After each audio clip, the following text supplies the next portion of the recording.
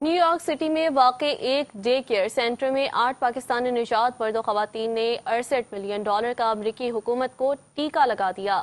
امریکی قانون نافذ کرنے والے ادارے حرکت میں آ گئے اور 8 گرفتاریاں عمل میں لائی گئیں۔ مزید بتا رہے ہیں واشنگٹن سے بیورو چیف فضل خالق اپنی اس رپورٹ میں۔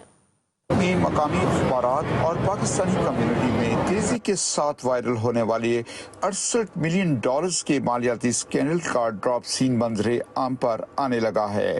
مبینہ طور پر یہ بات سامنے آئی ہے کہ بروکلین، نیو یارک میں 2 سوشل ایڈلٹ ڈے کیئر کے مالکان اور دیگر 8 افراد نے امریکی حکومت کو تقریباً $68 ملین کا ٹیکہ لگا کر امریکہ میں اپنی نوعیت کی تاریخ رقم کر دی ہے۔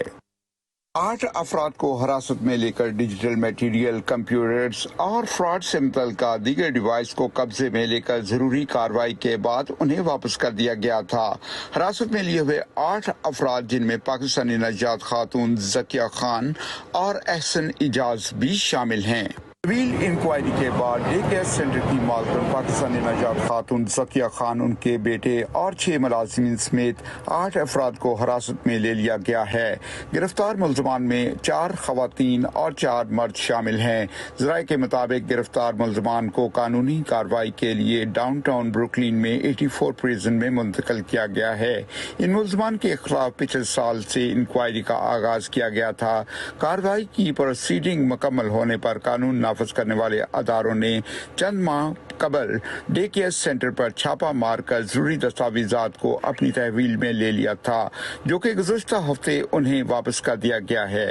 ذرائع کے مطابق ملزمان کو جلد عدالت میں پیش کیا جائے گا۔ امریکی محکموں اور اداروں سے مزید تحقیقاتی رپورٹس بھی ابھی آنے کی توقع ہے۔ ذرائع کے مطابق فراڈ کی رقم بیرون ملک منتقل کی گئی تھی اور اس سے متعلقہ مزید تحقیقات ابھی جاری ہیں، جس کے بعد جلد گرفتاریاں عمل میں لائی جائیں گی۔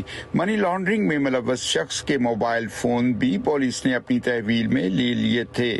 بات بھی قابل غور ہے کہ social adult day care scheme 2017 سے جاری تھی اور اس کا مقصد میڈیکیٹڈ پروگرام کے ذریعے دھوکہ دینا تھا۔ پاکستان سے آئے سینئر سٹیزن کو ماہانہ $200 سے $300 کی لالچ دے کر غیر قانونی ادائیگیاں کرنا اور انہیں میڈیکیٹڈ کے نام پر فائل کرنا ان کا وتیرہ بن چکا تھا، جو کہ فیڈرل کرائم شمار کیا جاتا ہے۔ امریکہ جیسے ملک میں پاکستانی نژاد خاتون ذکیہ خان اور ان کی ٹیم کا امریکی ڈالرز کو بلیک منی کرنا ایک فیڈرل کرائم کا حصہ ہے، جو کہ نہ صرف امریکہ میں بسنے والی پاکستانی کمیونٹی بلکہ وطن عزیز پاکستان کے وقار کو دنیا کے آگے داغدار کرنے کے مترادف ہے۔ فضل خالق، واشنگٹن۔